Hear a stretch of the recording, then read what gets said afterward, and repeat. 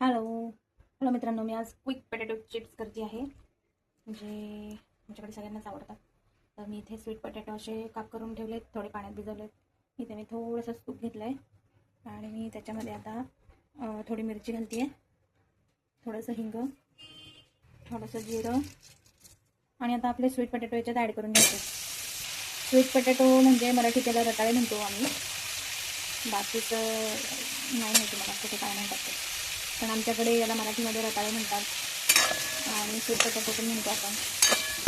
हे छान आता मी मिक्स केलं आहे. याच्यामध्ये आता मी फक्त मीठ टाकणार आहे आणि बस एक 2-3 मिनटं याला मी शिजू देणार आहे आणि हे आपल्याला खाण्यासाठी रेडी आहे. हे जनरली आम्ही उपवासामध्ये पण खातो. जेव्हा आमचा उपवास असतो तेव्हा आम्ही हे करतो जनरली, पण असं पण एरवी मी करते हे मुलांसाठी स्नॅक्स म्हणून.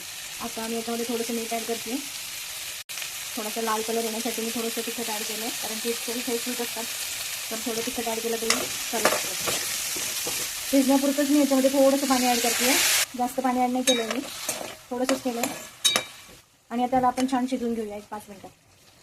खूप झटपट होणारी रेसिपी ही आणि हेल्दी पण आहे. आपलं स्वीट पोटॅटो तयार आहे आणि खूप छान लागतं. तुम्ही नक्की ट्राय करून बघा. Enjoy sweet potato. यम्मी.